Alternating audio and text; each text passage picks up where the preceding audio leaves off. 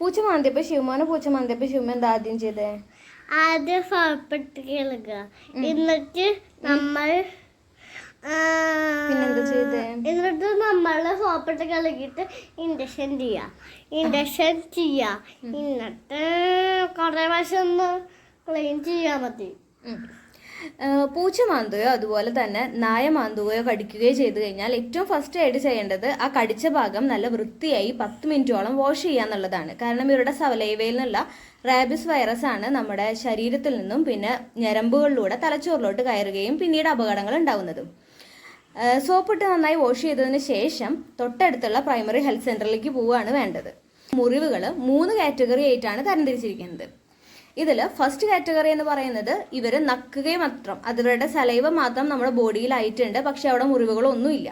അത് കാറ്റഗറി 1 ആണ്. അതിന് വാക്സിൻ്റെ ആവശ്യമില്ല. പക്ഷെ നമ്മൾ കുഞ്ഞി നായ്ക്കുട്ടീനെ പക്ഷിട്ട് അന്ന് നായ്ക്കുട്ടീനെ വെച്ചാ അതിന് തൊട്ടാലൊന്നുമില്ല പാവാ.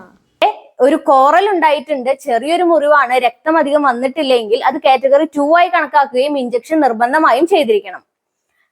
കാറ്റഗറി 3 എന്ന് പറയുന്നത് ആഴത്തിലുള്ളൊരു മുറിവ് ഉണ്ടായിട്ടുണ്ട്, ബ്ലീഡിംഗ് ഉണ്ടായിട്ടുണ്ട് എങ്കിൽ അത് കാറ്റഗറി 3 ആണ്. അവിടെ ഇമ്മ്യൂണോഗ്ലോബുലിൻ നിർബന്ധമായും ചെയ്തിരിക്കേണ്ടതാണ്.